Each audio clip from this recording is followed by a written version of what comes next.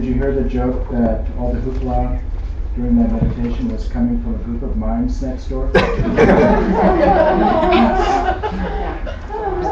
serious. It's not a joke. It's real. Yeah, it was one of the funniest things I've heard. Have you ever been here when they're doing their like screaming pain exercises? Today was Oh yeah, they're like. Yeah, that was very pleasant compared to the usual fare. They used to have that on Monday nights when Jared did his SHAMATA stuff. Screaming, the top of their lungs.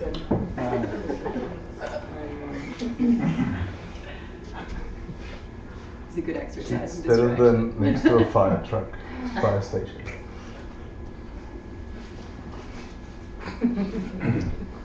Let's go back to cognitive balance.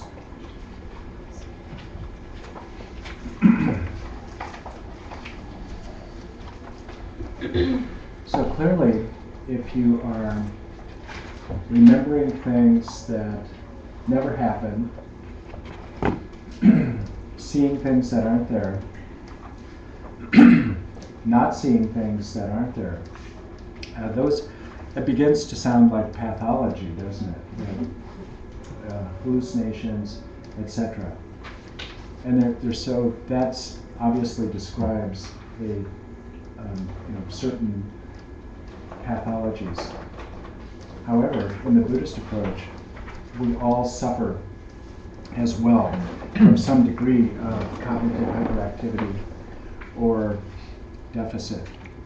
So it's not everybody, but even we normal folk are, that is a part of our very normal experience. So we talked about the gorilla in the room and how one of the interesting things about that study, the researchers said, was how emphatic everyone was that couldn't have been.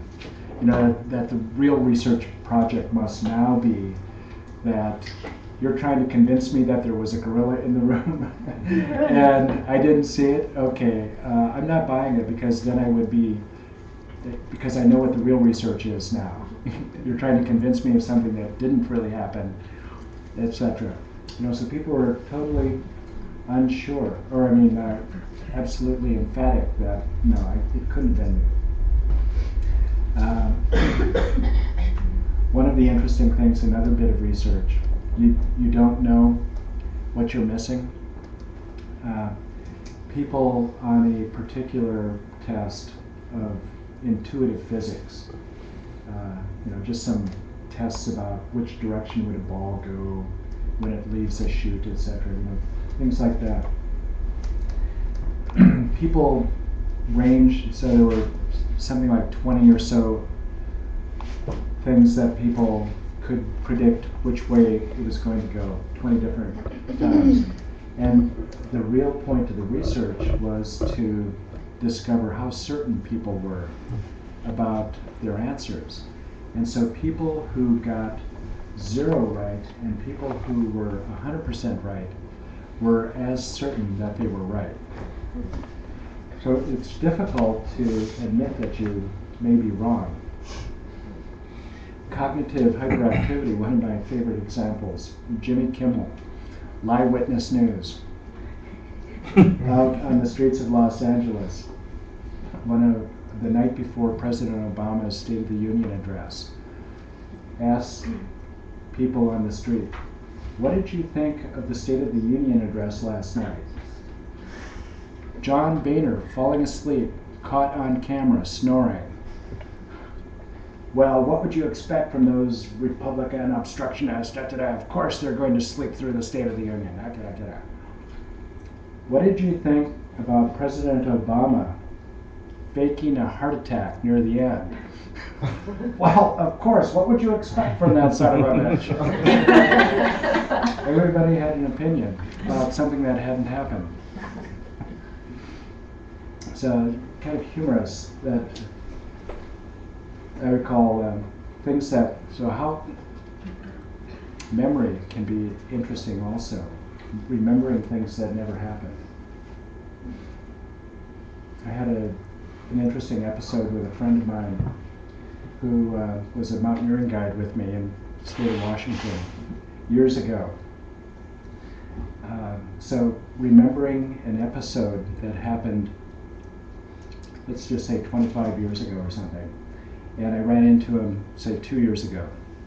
And so at the post office in a small town in Washington, we were reminiscing, and he said, yeah, I remember one of my favorite trips was up on Glacier Peak when we had this group of kids from the East Coast from da-da-da-da-da, and, you know, and 5 of these kids were so screwed up that we put them all on one rope team, da-da-da-da-da, and I said, wait a minute, were they called the Zeros? He said, yeah, of course, you weren't there, but da-da-da-da-da. So this was something that had happened to me, and I had told him about the experience, and it was really a good story. And so, you know, he had repeated it over and over and over again, and it had become real to him. And he was claiming it as his experience. I thought, wait a minute, am I going to burst his bubble? You know, should I tell him that, no, that wasn't you, Dave? And then I thought, God, I'm almost certain that was me. I am quite certain that it was me. But it happens, right? That you can remember things that never happened and become, that's conflation, I think, is a psychological term for that. Remembering things that never happened. So we all can experience some degree of that. And we actually do all experience.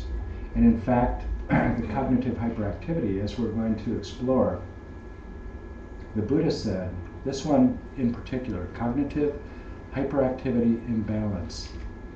The Buddha used that term. Okay, he didn't. But you know what I mean. The Buddha said that is the source of all our suffering. So this is the one that we really want to pay a great deal of attention to, the cognitive hyperactivity imbalance. Seeing things that aren't really there, perceiving and being absolutely certain about that it is there.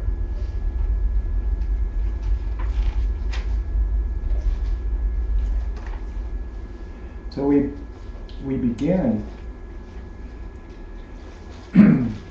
with balancing attentional imbalances. And then we are, because we want to make our mind serviceable, in Tsongkhapa's terms, to be able to apply then this technology, observational technology, to run experiments. And so what we are going to be doing then is taking this observational tool to our experience to see if something that we believe so deeply is there, that we value so much, that maybe it's the most important thing in our experience. Does it actually exist or not? That would be interesting to know, isn't it? Is our most prized possession actually something that exists or not exist?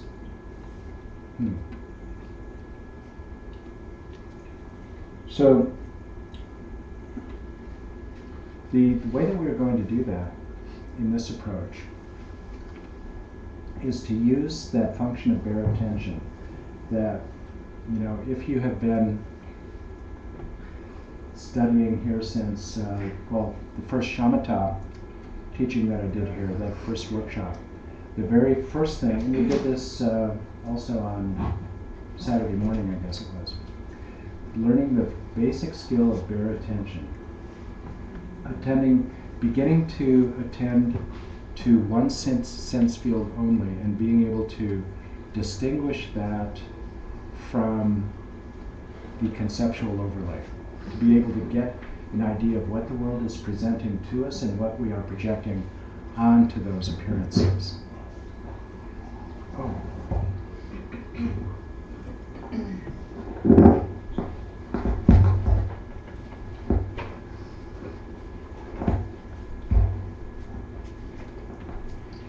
was that? Good. So the question then is that we are going to examine is, can I, with bare attention, and now remember our bare attention is a precision instrument because of shamatha, because of our attentional balance. Now can I discover with this precision instrument the entity that I call Doug? That's the one. Can I discover the self, that the referent of my name?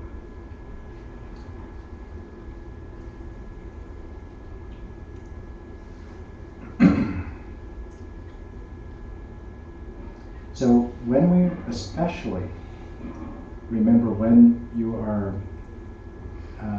trying to focus your attention on the breath, the default wandering mind may become such a common part of your experience.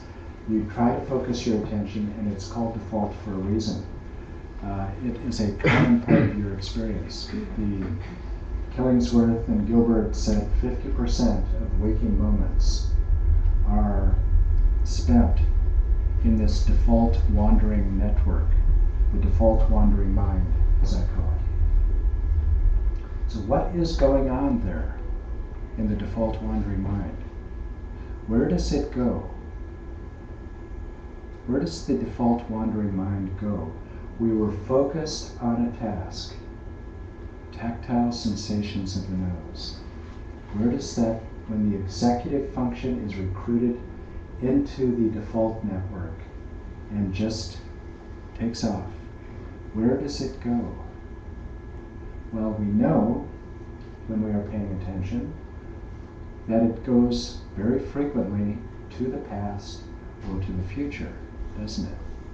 It goes to memories of the past. That is truly rumination, when we are obsessed with particular memories of the past, or it goes to the future. What is the main activity that's going on? What is one of the major purposes of the default wandering network? What's happening 50% of the day? Is it familiar? Sorry, I thought you were asking. Well, it's a rhetorical question. Sorry, I'll be quiet. I will provide the answer.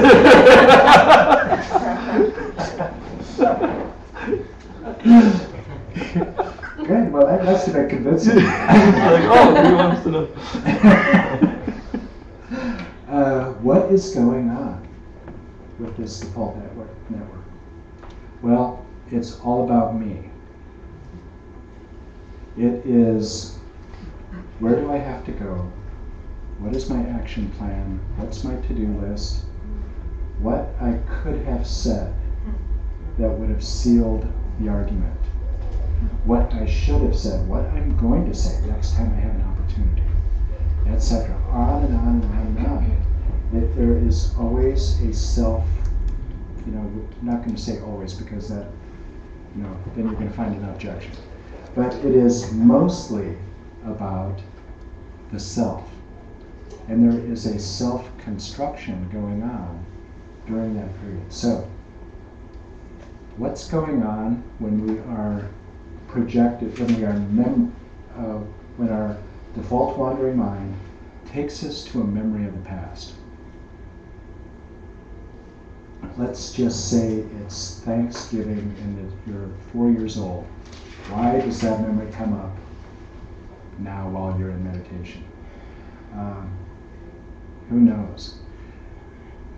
There's your uncle, your aunt, your mother and your father, some cousins there. Oh yeah, I remember the pie, the turkey, all that stuff. Oh yeah, they're having this conversation. They're talking about my aunt who isn't there, etc. What's going on? It seems like just in a dream. In a dream, the appearances become so entrancing, don't they? They seem so real. Is there a self in the dream? Is there a dream self? Always. In a non-lucid, well, in a lucid or non-lucid dream, there is always a sense of self within the dream. There is someone who is experiencing the experiences as outlandish as they are in a dream. And so really begin to pay attention to this in your dream life. What is really going on in the dream? Because we are just mesmerized by the phantasmagoria of appearances. But what it's all about is the experiencer of the dream. All of this is for the benefit of I, who am feeling the emotions, am doing it, care so much about that particular appearance, fear that appearance. It's all about my experience, isn't it, in the dream? There is a dream persona or a dream ego, a dream self, who is in the dream as an entity who all of this is experiencing too. So what's going on when we go to the past? Our default wandering mind takes us off to the past. There's the tableau, Thanksgiving, 4 years old. Is it all about that? Is that all there is that's going on? There is, again, a self who is the one who is experiencing all of that. All of that tableau exists only for the benefit of the one who is feeling the emotion, taking in the sounds, maybe even saying something.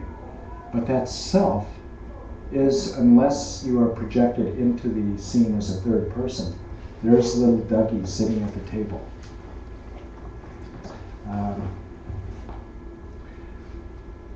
But that's fairly uncommon. Mostly that self is behind the camera, invisible, right? I'm not on screen. I am the one taking it all in. I am hearing it, I am feeling it, I am seeing it. So who is that subject that is projected into the past? It is what psychologists call a self-representation. It exists only in the present moment as a self-representation projected into the past, who is the experiencer of these mental images that we take to be some real existent experience that happened long ago, and I am remembering something faithfully, truthfully, because it happened to me, after all. So our memories become so reified because now we have data, we have photos, documentation. This really happened, right? And here's the proof. I go back, I feel it.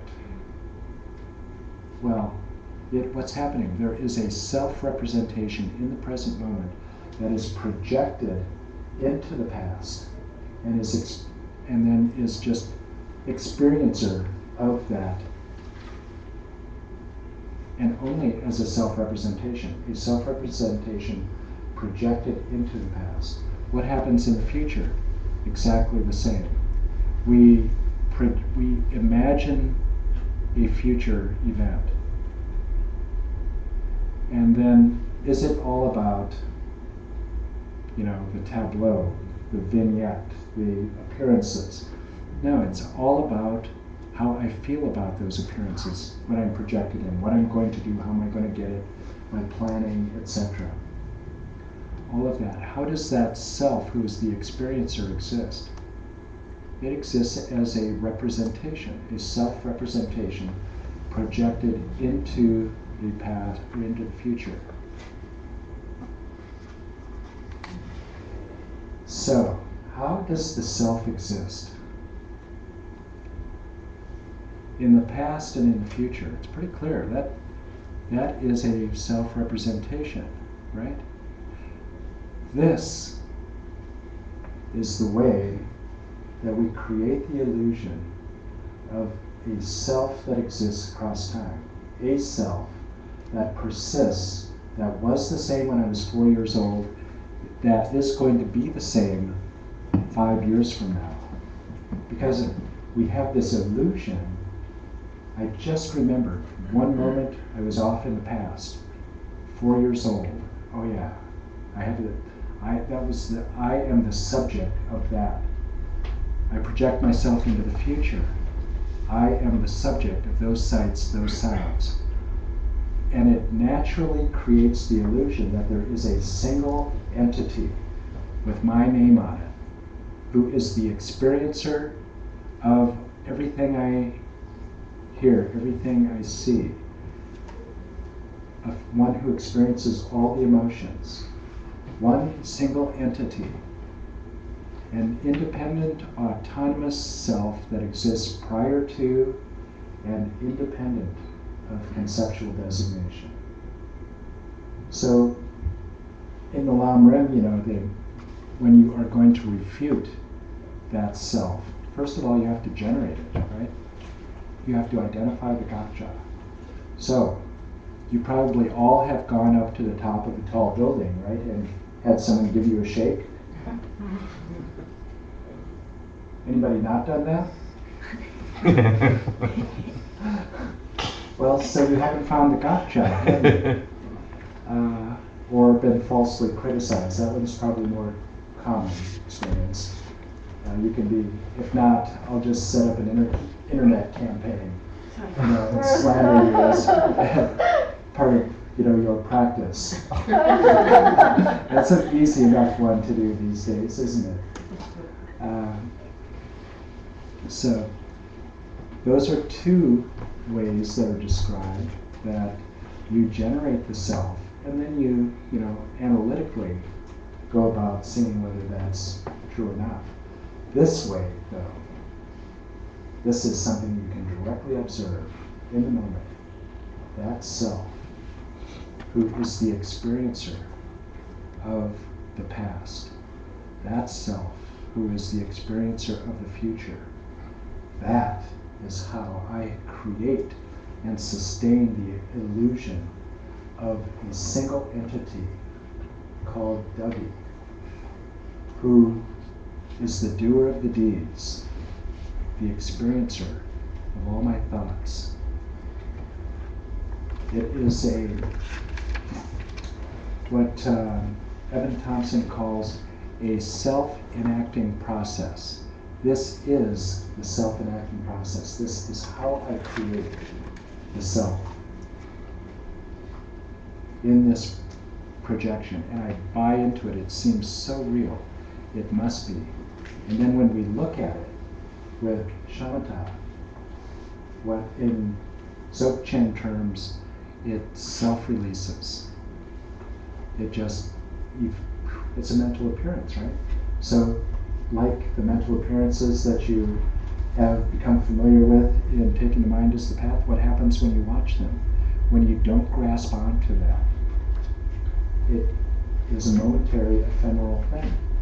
You just watch that self evaporate right in front of you, your awareness, and then the whole thing just changes. So, frankly, the past and the future are pretty easy, I think, to discover the self existing only as a part of the self-enacting process. The self is enacted by the process and is no different from the process. In the same way that the dancing enacts the dance, but it is no different than the dance.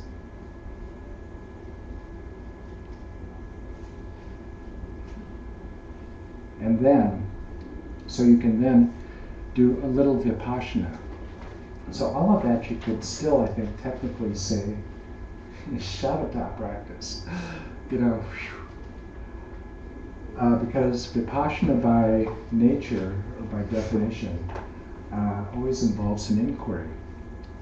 And so you just have gone there, and it's as if you have shifted your awareness from the object of appearance that we did with the emotions to the subjective response. So it's like that. You shift your awareness from the mesmerizing appearances to the experiencer, and then you just watch it evaporate, because that experiencer is only a mental construct.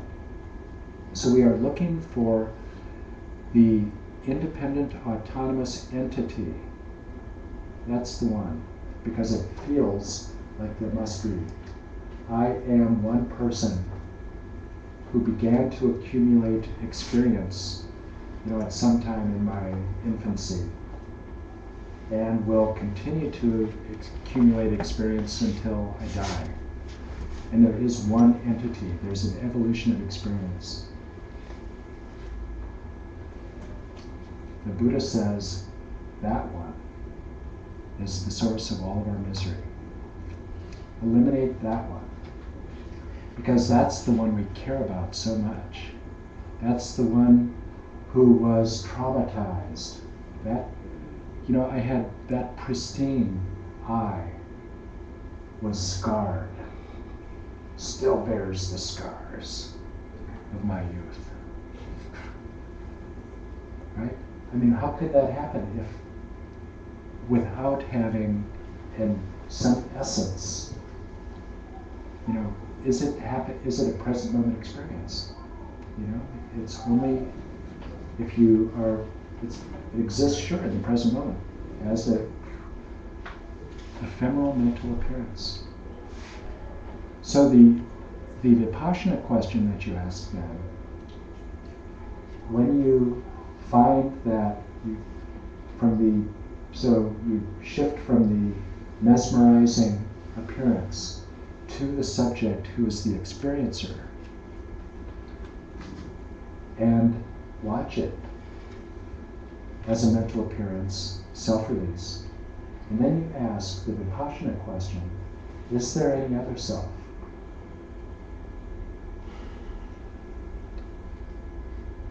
And just, see if because you have discovered that self with your contemplative microscope, right? With your powers, keen, trained powers of observation. Okay, well, if it's not that one, bring it on. I'm open, available, receptive. This is my job, to be an observer, a keen observer. Bring up the next one. Hello? Hello? Anybody there? Okay, so you get the idea that, it just, wow, the past and the future. Yeah, of course. It's only a self-representation.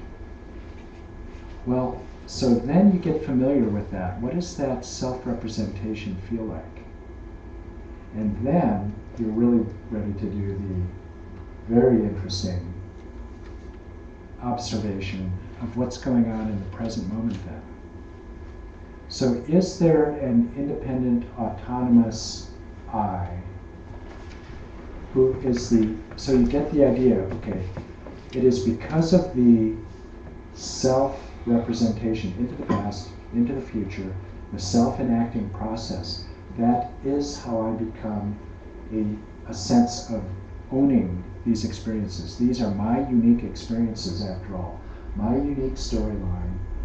I am a unique individual with this unique history.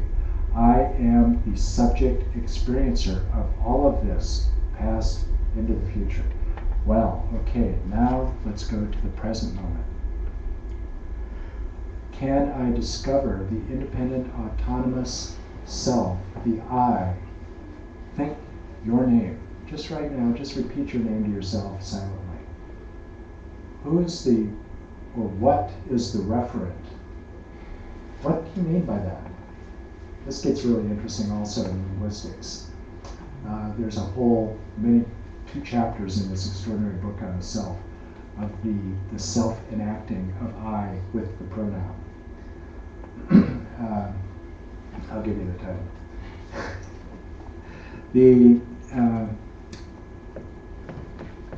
So can you discover that I in the present moment? with these keen observational tools, who is the experiencer of your thoughts. That's what it sure feels like. Okay, I am on the curb watching the parade of mental appearances. I am on the curb watching the mental appearances. It feels like there is somebody who is experiencing, who is acting. The self is subject, the self is agent. That one gets interesting. Can I find that one in the present moment? Or is it only appearances? What do you find when you really pay attention to the present moment of your experiences? Can you discover that I, who is the experiencer? Or is it only C-sphere?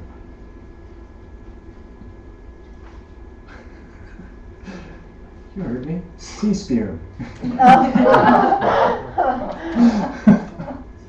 Meaning an effervescent froth, temporary bubbles that wash up out of the ocean onto the beach, and then they wash back out into the ocean.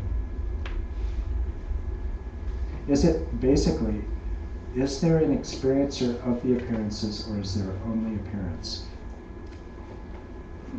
That's the one to investigate. Because again, if it's only appearances, everything just gets a lot more workable. It can seem, if there is an enduring self, that in my case now is 62 years old. Wow, that's it.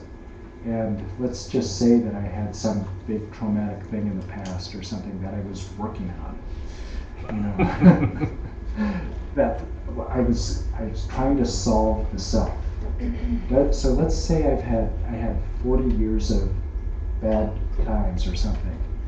So do I have to bring up every one of those times individually and say, it's okay, go back, you're fine, and kind of cure every one of those bad things of 40 years, a full load? I mean, that's the way that it can seem.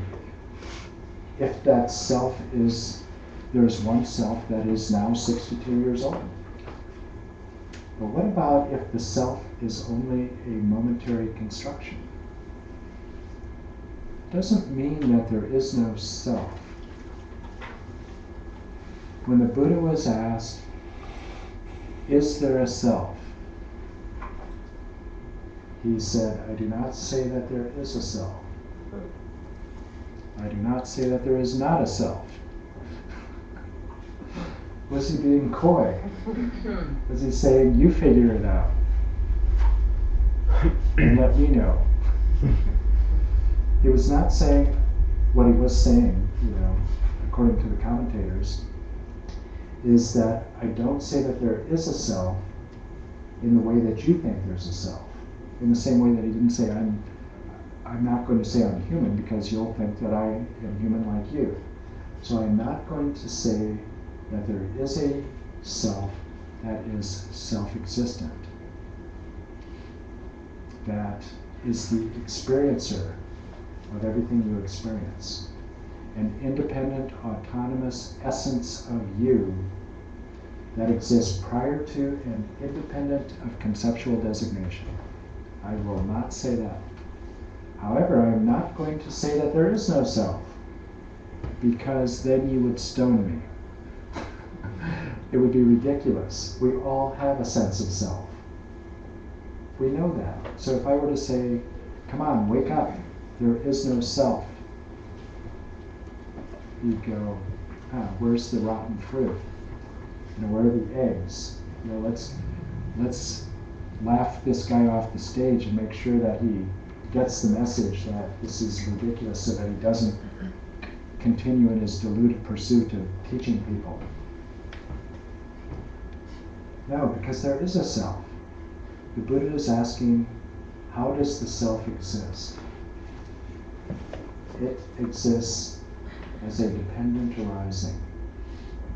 It exists with causes and conditions, a suitable basis of designation, and then the The key is conceptual designation. So if we could get rid of that one, we don't have to get rid of the causes and conditions. I mean, we're not going to get rid of the causes and conditions. We don't want to get rid of the basis, which would be previous moment of thought, or stream, or whatever. There's no reason to do that. It's the conceptual designation of the I as this solid, reified thing, entity, an essence with your name on it. That's the one that doesn't exist, the Buddha said.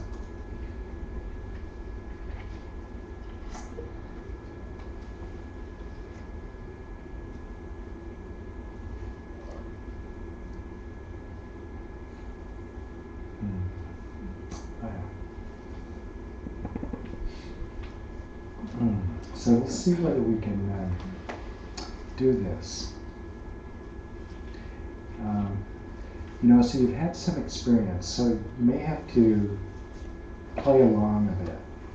So in retreat, in which Victoria was just at, people, we did this long enough so that people got familiar with taking the mind as the path, because you have this, first of all, awareness of the breath. And then, so that develops that stability, that stillness of awareness. Then you can watch the mental appearances arise without grasping to them, without being shanghaied by them, so frequently anyway. So, what do you think is while we are doing that, while we are successfully, stilly watching the parade of mental appearances, are all of the contents of the mental appearances on this hand the same as default wandering on this hand? You get what I'm asking? So let's just say you have an ice cream cone as the first image that comes up. If you were watching it from stillness of awareness, is the progression after ice cream cone the same if you're watching it from a still point of awareness as it would be in the default wandering mind? The same images, but only you're non-lucid, you're not aware of it. What do you think? I don't think so either. Because the grasping too changes the flow, doesn't it? Mm-hmm. So let's just say, does that make sense? Mm-hmm.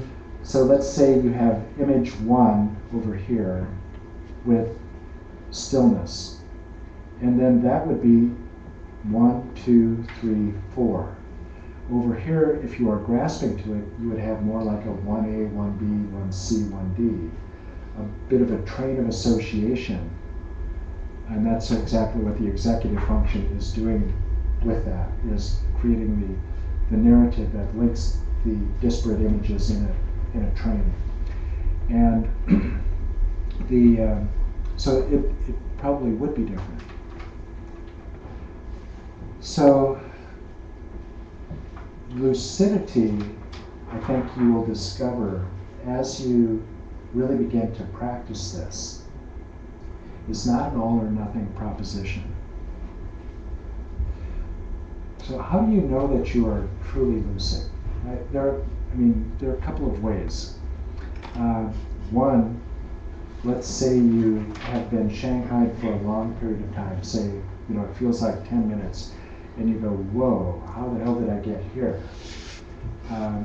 And it just feels like, that's why the rejoicing of lucidity, this feels really different. Because it is really different. It feels really different. So when you disengage and recover, if it feels really different, okay, you have been shanghaied, you have been non-lucid. If basically at the end of 10 minutes you can't, you wonder, how did I get here? And you are basically cognitively fused with the entire train of events during that 10 minutes, you were non-lucid. But it could be that, and then what would perfect lucidity be? It would be you watch appearance 1, appearance 2, appearance 3, appearance 4, Arise, abide, and dissolve, arise, abide, and dissolve, arise, abide, and dissolve. You haven't grasped through them. You're maintaining your stillness of awareness.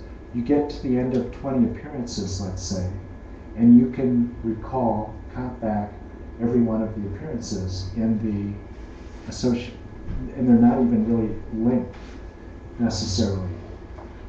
There's not necessarily a narrative that links them, just appearances. But you could count them back basically, or recount them, because you've been lucid. They have, you were there for the experience. So is there any middle ground between that? Between, can you be half lucid? When you go to Starbucks, could they possibly give you a half calf? Yeah, I think so. With this lucidity, you could be half lucid. So what happens if you are half lucid and you go along, because you know that if you are fully lucid, you're going to be doing the practice of taking the mind as the path. But if you are half lucid, can you make use of your distractions? Can you make use of the experience of default wandering mind, being half lucid? So you're non-lucid enough so that you go wandering to the past. And you get there to the past, and then you recognize what's going on, that, I have been distracted by the past. And then you basically, like waking up from a non-lucid dream in the morning, and you decide to go back to the dream. So this is one of the quickest ways for developing lucid dreaming, according to Stephen LaBerge, is what he calls wild, waking-induced lucid dreaming, where you wake up from a non-lucid dream, and then before fully awakening, there's a little thing you do, but then you go back to the dream, try to remember the last episode, etc. So it's kind of like that. You have been distracted, and instead of fully disengaging, you see, there's the image. Okay, a memory of the past. Okay, let's look for the subject there, and go bingo. Of course. For me, so here's just an example. It's like the Wizard of Oz behind the curtain, and it seems like the big magister, they're on the screen, and then pull back the curtain, pay no attention to that man behind the curtain, and like, yeah, right. There you are. It seems like it's so difficult to find that subject who is experiencing it, because it's behind the camera, it's behind the curtain. But then every time that you see the past, well, what's the past all about? Oh, it's all about the subject who is the experiencer of that. So, for instance, even it's the simplest distraction, neutral things that have no emotional charge whatsoever. Ridiculous things. Let's just say a red Toyota Tundra pickup truck. I'm distracted by a red Toyota Tundra pickup truck. It seems like that's what the distraction is all about, right? I'm mesmerized, I'm entranced by the image. Is that really what's going on? No. There is, and I kind of just invert and recognize, that's right. Right at the beginning of that, while I was still somewhat lucid, I saw that, it was me telling somebody about a red Toyota Tundra pickup truck. For me, that is most of my distractions. I am telling somebody about something. I don't know why. And nobody, some invisible audience. I am pontificating about something. I get plenty of experience doing that. And I just noticed that over and over and over again. It's like all of my distractions. I'm telling somebody, an invisible somebody, about something, a recipe. And it seems like it's all about the souffle, the crust on top. No, it's not about that. I am telling somebody about how good this is. So that's the one we're looking for, is that self who is kind of the whole reason for the scene. So that's what we're going to try. If you are distracted, we're going to do the meditation again on taking the mind as the path. And then, if you are distracted, meaning default wandering to the past or the future, see if you can, or a neutral thing that seems like it's in the present. The red Toyota Tundra pickup truck, does that seem like it's in the past or the future? Well, it seems like it's in the present. There it is. But no, it's like I'm imagining a fantasy of I am telling somebody about that. It's really kind of off in the future, but with no timestamp on it or something. It's weird, So it's really fascinating when you begin to pay attention to your mental experience like that. So then find the one who is the experiencer of the memory or the future or the present, and just look at it. That's all you have to do. You don't have to refute it. Just look at it. Be aware of it. See what happens.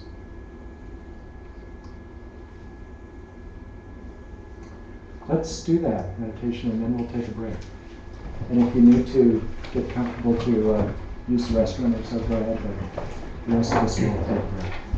And we'll get ready to meditate. I asked about the meditation. You look at it and you see what's there, but is there a moment that you then release it and come back to it? Or do you want us to try to stay there? No, just see if you can find that one. Don't, if it's not there readily available, then just go back to your, taking the mind as the path. But it will just become very apparent, and then while you have it in view, it will be a mental appearance. It will have a shelf life. And it will dissolve back into the space of the mind. And then you do the Vipassana question, is there any other self? So you can just add that little element of Vipassana to it.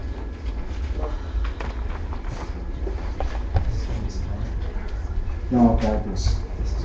Yeah. Are you going to choose my past and present distraction, or I guide that one?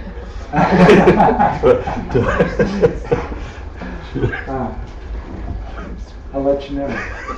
Great. You're going to guide us with this? Yeah, I'll guide this.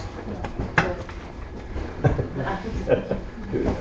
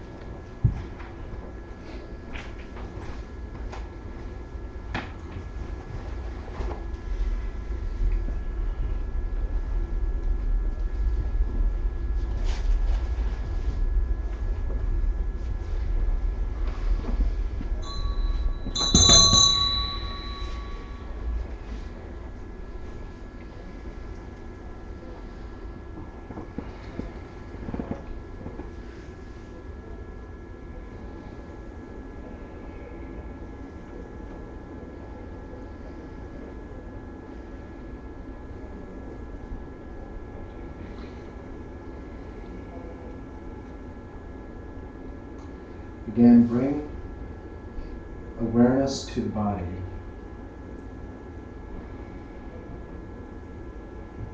And just spend a couple of minutes with this practice you're familiar with now of awareness of the breath.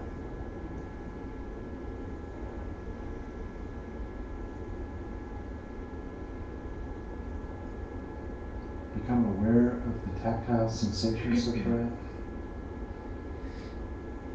And apportion your awareness with the primary awareness, aware of the stillness of your awareness. Peripherally aware of sensations of the breath, and then shift from the tactile to the mental, knowing the breath directly.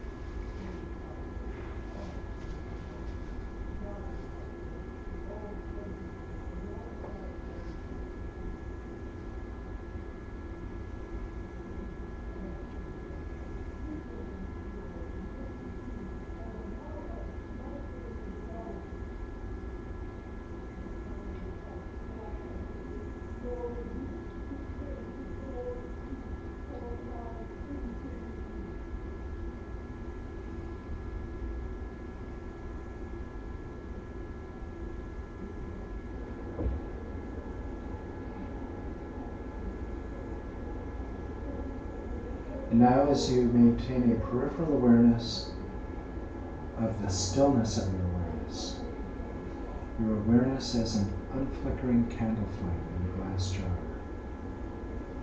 illuminating appearances without fusing with them.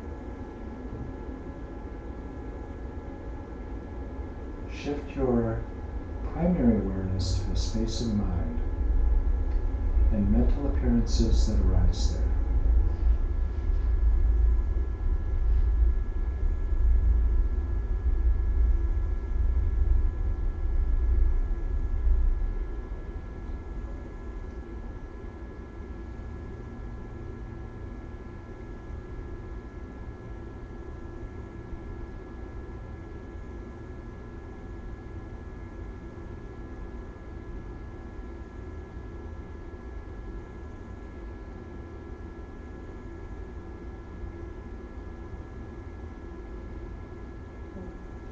Let awareness hold its own ground and remain in impassive witness to whatever appears without preferring that it stay or let it go. Just let it be.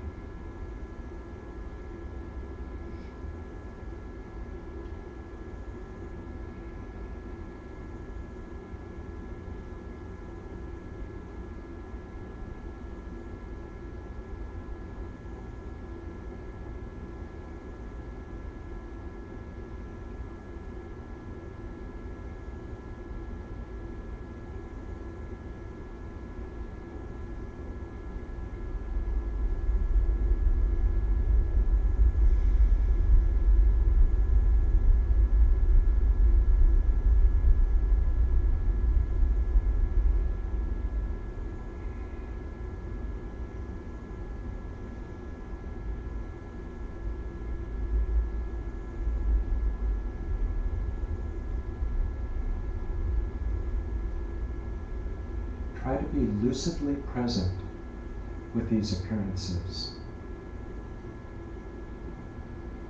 and witness the entire life cycle as they arise. as they are present for some time. And as they dissolve again back into the space of the mind.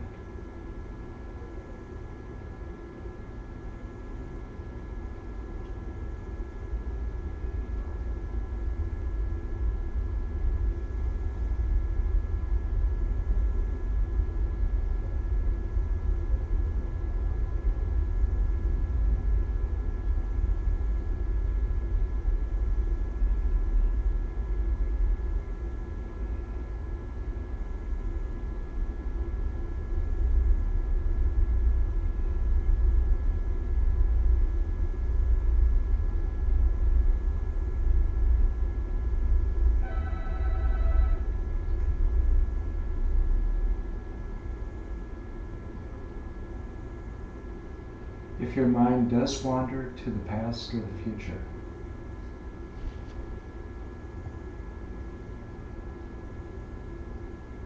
before disengaging entirely with this recovered lucidity, try to find the experiencer, the self-representation projected into the past or the future.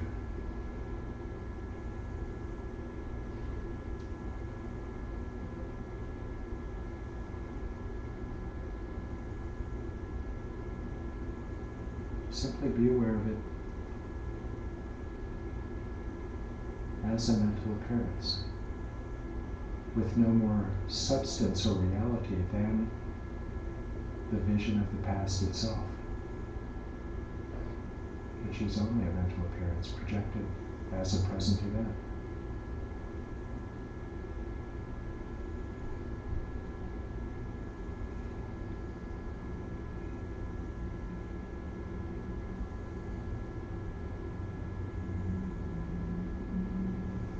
And then if that self-representation projected into the past or the future self-releases as mental appearances will, simply ask that question, is there any other self?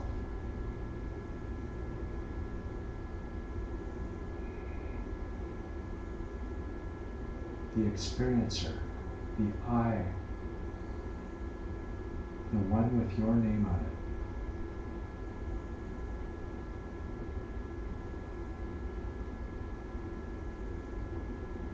And then fully release,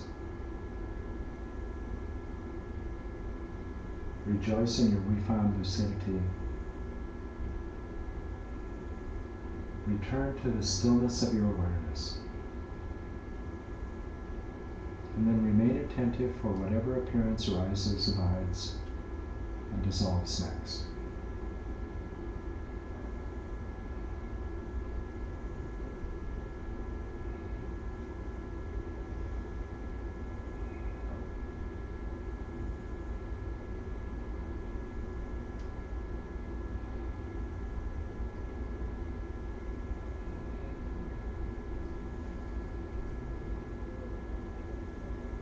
Now meditate for the next 10 minutes in silence.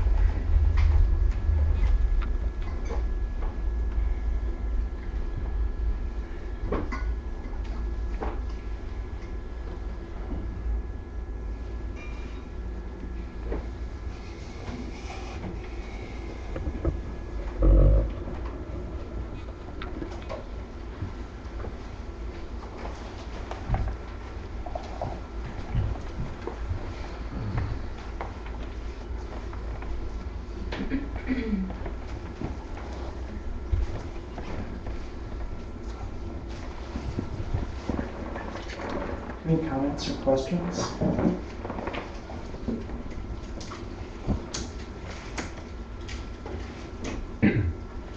Itself is elusive. Seems elusive. Yeah.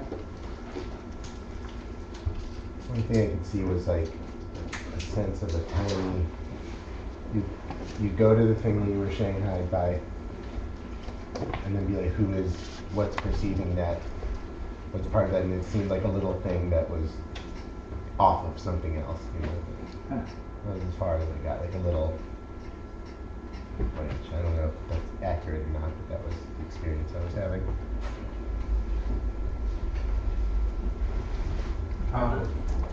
Sorry. What I'm getting, especially in the beginning when observing appearances,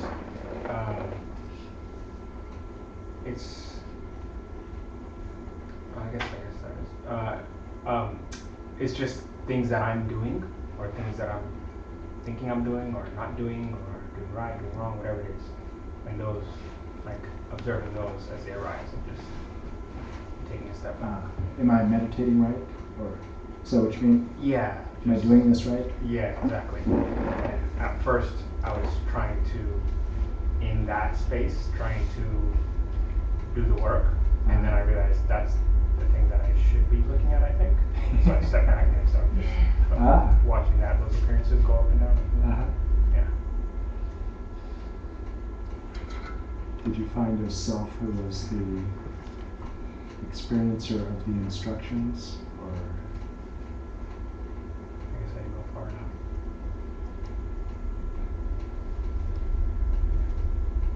I found it hard. I guess maybe it was like the step that's supposed to be taken.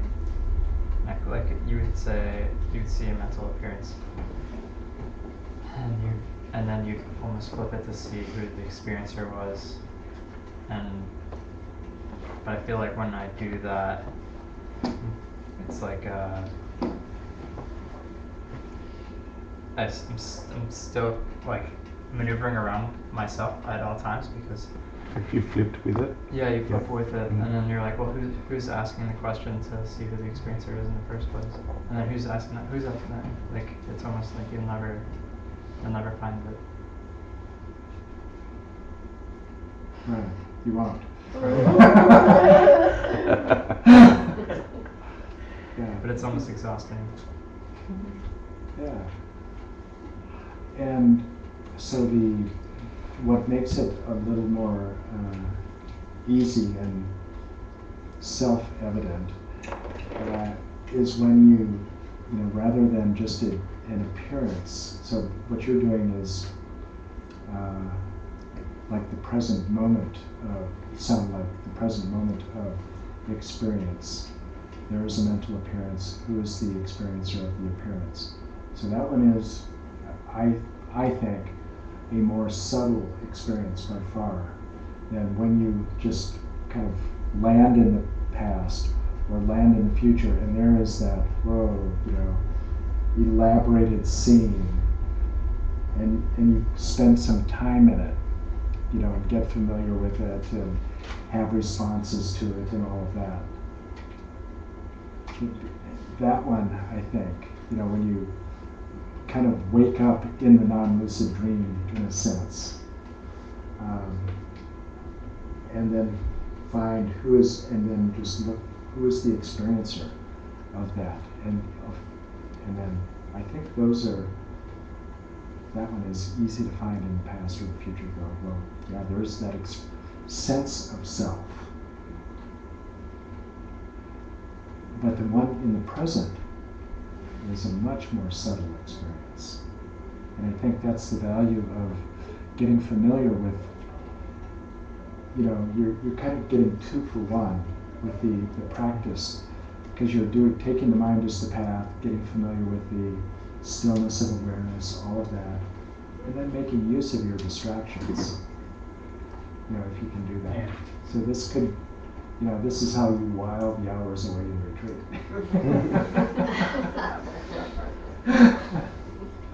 And it, naturally, as you spend more time with the practice, it just becomes a lot more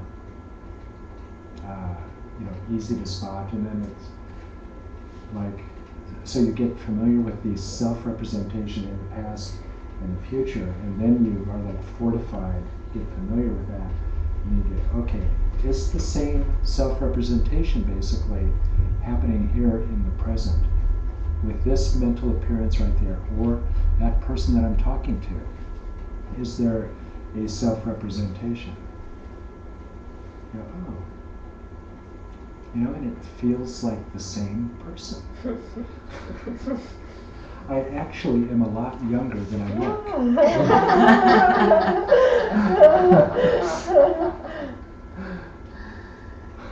Right? Yeah.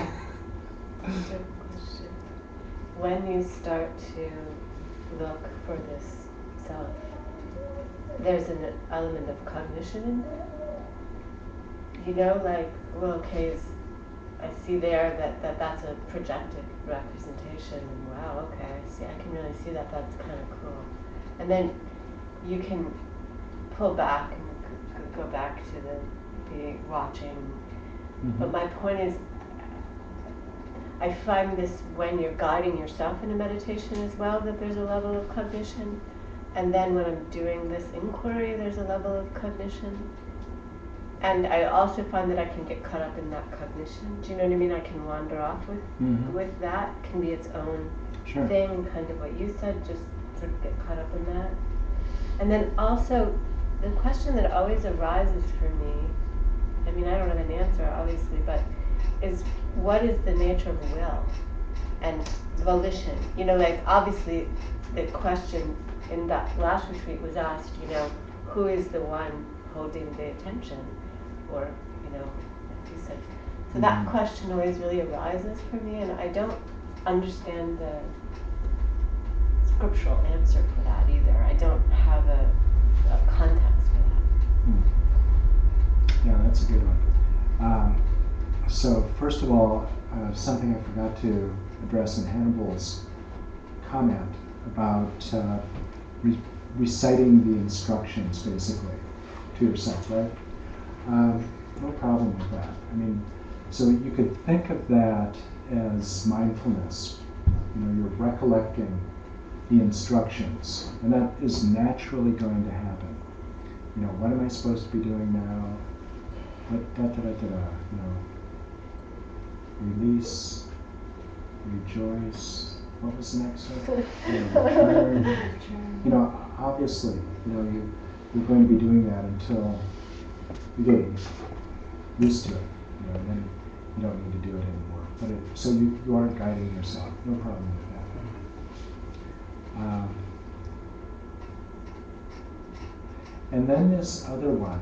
So there are two senses of self that I think are really, really important. One is the sense of subject, who is the experiencer of my thoughts. This is the subject also. The one who is the experiencer of your thoughts, the one that has your name on it, that one is the owner of your body too, right? Yeah. So it's that one. That autonomous, independent self, the owner of your body, the thinker of your thoughts, the one with your name on it. So that's a very important one. And when that one crumbles, so when the whole thing you see is just a house of cards, that when the self-representation in the past and the future self-releases, and another one can't be found, leads to the falling of the one in the present moment, the subject sense of self who is the experiencer of this present moment. That one falls. When that one falls, why is it that in the scriptures they say that start with the self? You'll experience first the emptiness of the self, and then phenomena. It's because it's a dominoes. once you get the emptiness, once there is no self who is the subject, when the reification of that one stops, then you can just see the whole thing collapses. The reification of phenomena just really takes care of itself almost. So that's the really critical one, I think, is the subject sense of self. But one that's really intriguing and seems to be more difficult to explain is the self as agent. That one is subtle also, I mean, more subtle, I think, in a sense. I don't think it's as important. I don't think that's the one that kind of sets the whole thing in motion of crumbling. Because when you get rid of the subject sense of self, you know, everything collapses. So self as agent would naturally take care of itself. But that one is, I think, is, you know, maybe more difficult to refute in a sense. And I think it is related to our embodiment. That because our minds, these minds are embodied, we are organisms. And so we are bounded, you know, there is a boundary between this organism and the environment. And so I interact with the environment, I move through the environment and all of that. All of that seems like there, you know, so there is obviously something, you know, I am different, I am moving, etc. So there seems like there is a self as agent who must be moving, doing the willing, choosing, etc. Well, so this is when we get to the well, we aren't going to get to Padmasambhava oscillation, but that one you're probably familiar with, the Padmasambhava oscillation of the mind.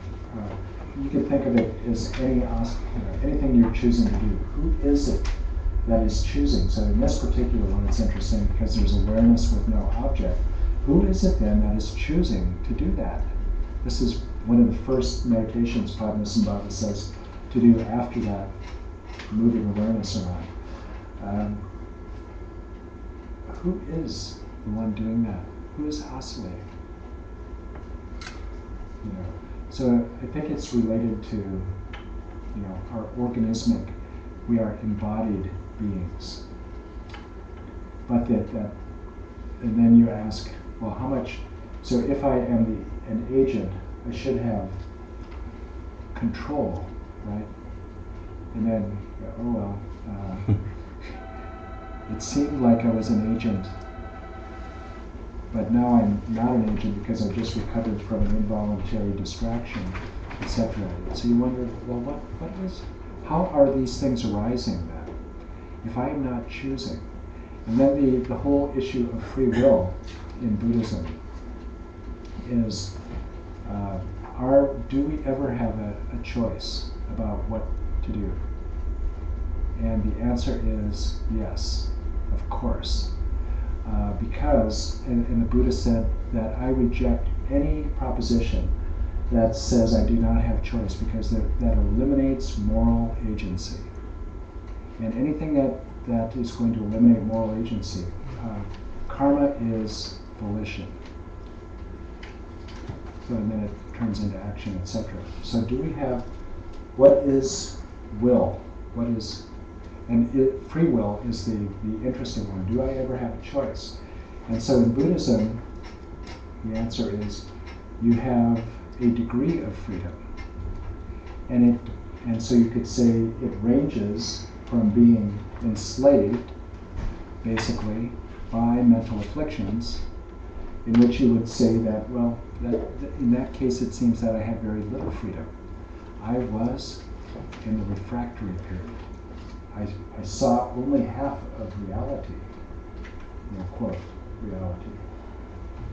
So how free can you be then when you are in the grips of the mental affliction? So Buddhism says, no, does that seem like freedom? Are you really have a choice then?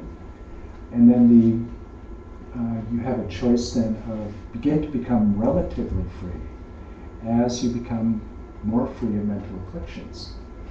And on to the point where you have absolute freedom then and can spontaneously act with whatever is appropriate to the particular circumstance, the actions of the Buddha.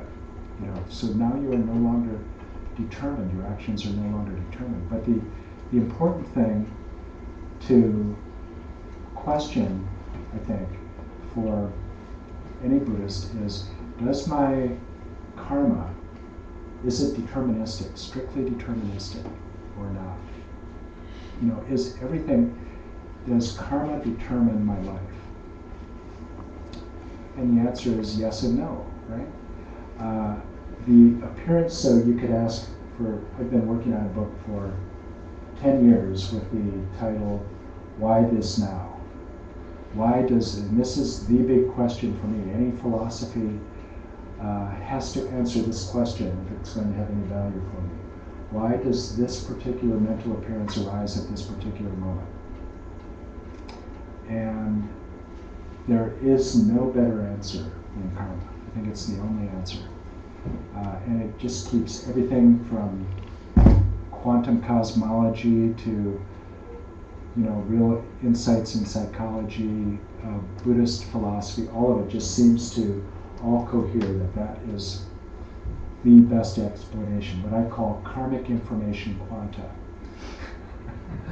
But that it makes sense within a particular context of information theory and why these could survive the body. So,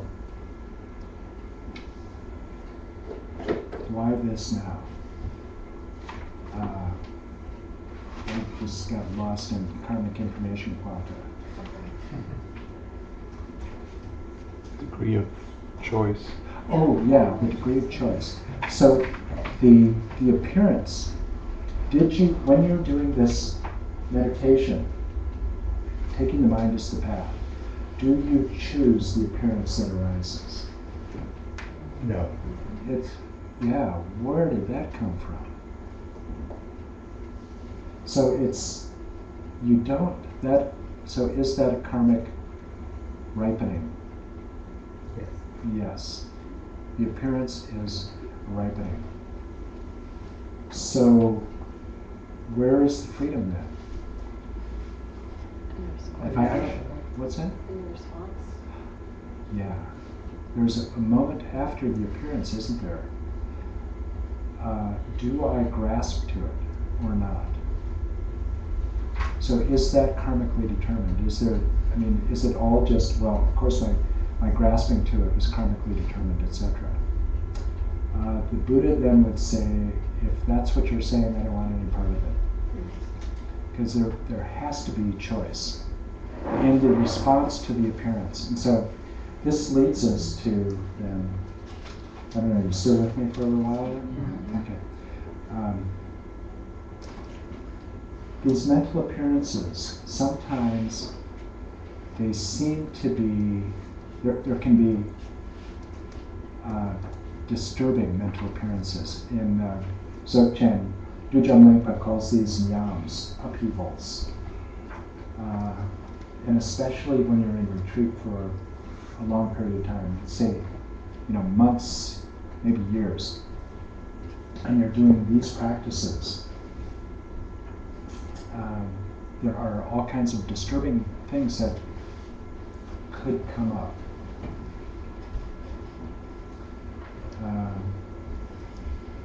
What is it that separates the conscious from the unconscious? Why are some things now not in consciousness? Why do I have memories as I am, my shamatha practice gets more and more stable? Why do some things come up that I hadn't thought of in 30 years in high definition? Wow, where did that come from? What is the boundary between the conscious and the unconscious? Well, it seems to be the experience of a meditator that it is turbulence. And the turbulence is, guess what? Laxity and excitation. And so as the mind becomes more and more centered, stable, balanced, as the attention becomes more and more stable, because we're talking about shamatha. As attention or awareness becomes more and more stable, settled, that boundary between the conscious and unconscious seems to become a permeable membrane.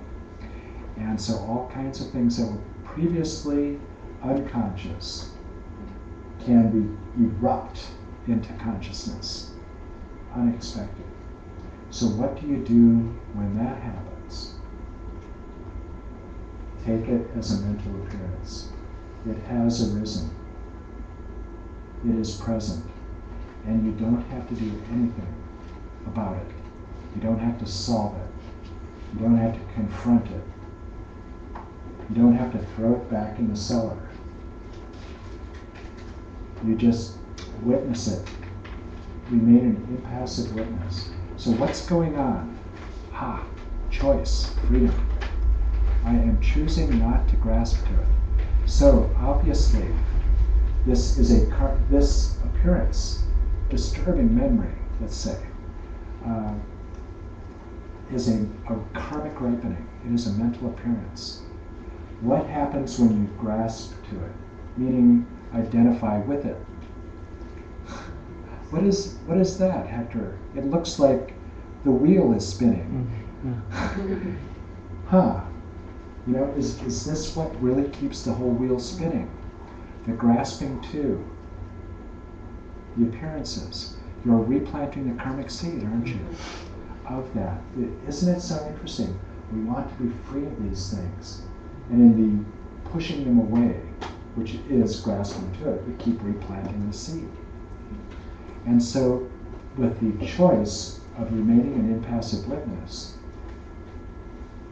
just watching these things arise, abide, and you don't have to do anything, watch it dissolve. Are you replanting a karmic seed then? I don't think so. I think you have watched a seed ripen. I think you have watched that karma finish. Could be that there's a lot of similar seeds, but there's one less. And you could, you know, if there's one less, you can get to the bottom of the pile. Wouldn't you be replanting a different karmic seed though, just by watching it? Yeah, you would be planting a seed for freedom, I think. You know, because you would be planting a seed that would actually be in your Lengi for another moment of stillness of awareness. And would it be an action that was beyond pure witnessing if you were to, say, apply loving kindness to it, or loving kindness and compassion? So as an act of sort of softening and healing it, rather than just impassively witnessing. So then that would be planting another karmic seed, I think, yeah. So which would be the most beneficial? I don't know, experiment. Yeah, I think that both would be very, very powerful. So this one, this seems to be the reason. So this approach to remaining an impassive witness, this is kind of the uninformed essence of, you know, quote, uninformed essence, I'll say, my opinion, behind mindfulness-based cognitive behavior therapy, etc. And why it is so effective. 50% reduction in recurrence rates of depression, for instance, at Study Oxford, in adolescent depression. No drug has that rate of efficacy. So it's really, really powerful. This is, I think, the reason behind why mindfulness-based therapies are so effective, because you are able to witness events without grasping to them, without replanting the experience. So this is, when I first heard about this, I began to think, I had this crazy idea, wow, I think this is maybe the most powerful form of karmic purification. And that this is exactly what's going but I had never heard that before. And then it wasn't long after I heard that, or thought that then in Ladakh, this Vipassana master said that was, he said, in fact, that is what Vipassana is. Basically that, just not grasping onto appearances and letting your karma just purify. Oh, well, that's interesting. And then Alan said something very similar to that also not long after I heard that for the first time. So it's not a crazy idea, apparently. So there's the freedom, I think, in not grasping to the appearances, and to the degree that we are able to do that, then we can, determine not only the future but the present. I feel like if you just watch as a passive observer, you have infinite lifetimes behind you and in front of you, right? No past and future, or past and future lives. Couldn't you just have that karmic ripening over and over and over again if you have all those? Like, I feel like you'd have to do something proactively to make it stop instead of just watching it. Yeah, but you don't have to watch every individual karmic seed. Because what you're doing by not grasping to these appearances is that you are on a rocket to shamatha. And that is, so it's not that you have to sit there and sift through every one of these appearances. Remember, like I said, if you have 40 years of trauma behind you, do you suddenly turn the corner and say, okay, now each one of these I have to go through one by one? No, you don't, because you recognize that all there is the present moment of experience. And then what happens is you become more and more still. You then can begin these practices of awareness with no object, meaning there's no shamatha without a sign. It's only awareness. And then, it's not long before you end up in substrate consciousness, non-conceptuality, luminosity, and bliss. And according to Dujang Lingpa, I'll just say the greatest, because I don't know much, so I can make a bold statement, because I have limited, probably the more you know, the less you have to condition everything. But one of the greatest Dzogchen masters of the 19th and early 20th century in Tibet, the founder of the Dujang lineage,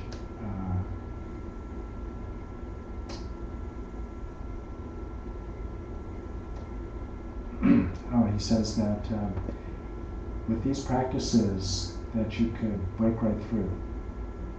So there are some people may, in the practice of taking mind as the path, and then especially merging mind and space, awareness with no object, you might just break right through substrate consciousness, which is the destination of shamatha.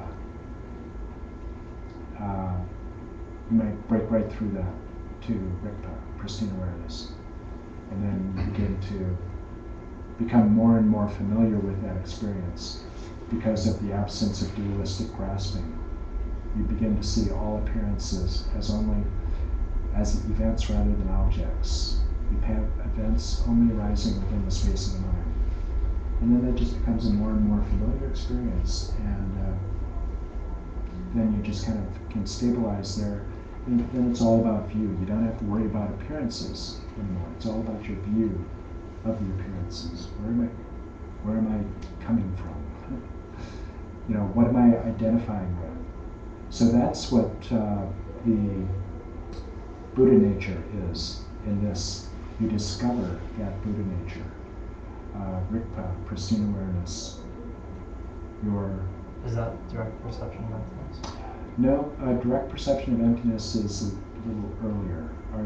So you would break right through and not stop at direct perception of emptiness. So direct perception of comes kind of before but doesn't include Rigpa. Rigpa includes the direct perception of emptiness in this system. Does compassion play any part in awareness in this process? Yeah. So it all starts with cognitive. Motivation, motivation, motivation. Why is it? There's this very interesting debate that Alan, not a discussion debate, that Alan has had with one of the leading figures among Theravadins, Bhikkhu Bodhi, about the nature of nirvana. What is nirvana? And they've had this very lively correspondence that they've published some of. That's very interesting. But I had no idea. When we talk about nirvana among gurus and etc., it's a lot better sounding than when Theravadins talk about it. Right? I think because what Theravadins actually, the consensus is more or less that nirvana, when you eliminate mental afflictions, there is extinguishment. So it's the annihilationist theory. And that one seems to be the prevalent theory among Theravada scholars, that consciousness ends. All this entire progression, the entire beginningless samsara, is all consciousness fueled by mental afflictions, and then it's snuffed out. Boy, I'm not. So let's just say that that's the case. I don't buy it, and Bhikkhu Bodhi says he also has a difficult time accepting that, and just kind of says, I don't understand what's going on. But Alan is quite adamant in saying, come on, isn't it ridiculous for this reason? But what's the difference then between that and omniscience? It's compassion is the interesting thing. It's the Nirlengi view that leads to that omniscience. I mean, if that were the choice between annihilation and omniscience, compassion seems to be what is the essential ingredient. And then compassion also being a Nirlengi view for bliss. Compassion, yeah, so I think, so again, the compassion seems to be the motive that starts the whole thing going, and then once you get to a particular place, it seems like it's the only thing that makes sense, is compassion, and that it seems to, so this, let's just say it in the terms of loving kindness. That loving kindness, as we were talking about, seems to be, according to the Pali Canon anyway, an inherent quality of the unobscured mind. So when you stop polluting your mind with mental afflictions, this is what you will discover: non-conceptuality, luminosity, bliss, and loving kindness. Kind of spontaneously there as a quality of the mind. So yeah, compassion, just endlessly important at the beginning of the practice, in the middle of the practice, at the end of the practice.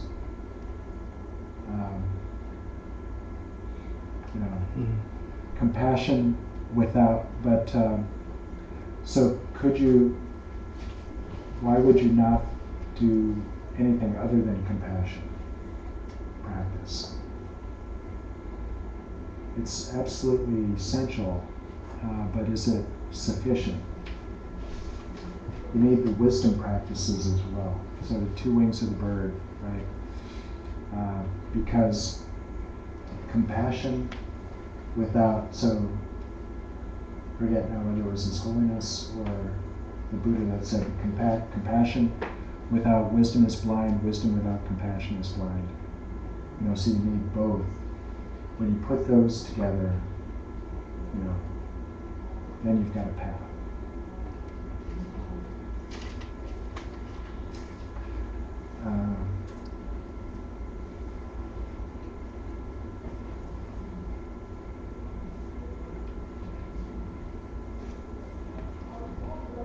So we'll take a break in a minute. But, so that experience, why is that so important? The really trying to get to the cognitive hyperactivity imbalance of that perceives. Jimmy Kimmel comes to you and Eyewitness News says, is there an independent self that has existed with your name on it, that has existed from your birth until your death, who is the experiencer, an independent autonomous essence that exists prior to an independent conceptual designation? You go, of course. Right? The Buddha says that. And you get why. So the interesting thing is that nobody had to tell you, they didn't have to propagandize you, convince you that that was the truth. It feels so natural, of course. And it's because of that self-enacting process. You enact the self every time you go off to the past, every time you go off to the future. It enacts the self, it creates the self. How often it would be okay if we only went to the past or the future once a week, or something, only on weekends. 5 days a week, I'm in the present moment. I'm escaping on the weekends. But no, it's a minimum of 50%. And we know it's more than that. A minimum of 50% of our waking thoughts. We are enacting this self that seems to be the independent subject of our experience. The Buddha said, this is samsara. If you are baking a cake called samsara and you want to invite your friends over for a big taste, this is the secret ingredient, the one ingredient that you must have on hand according to the Buddha. In the Four Noble Truths, what is the cause of suffering? What is the cause of suffering? He said, grasping to I and mind. What does he mean by I? He means a subject sense of self with your name on it, who is an independent autonomous essence. The experiencer, the doer of the deed, that one. He says, grasping to that I. And that I, who is that subject then, is what creates the experience that these are my experiences. This is my memory. This is my fantasy of the future. This is my present moment experience. I own it because it is happening to this illusory I. The Buddha said, grasping to I and mind. That is the source of all suffering. So, you can just watch it evaporate and watch that house of cards begin to tumble.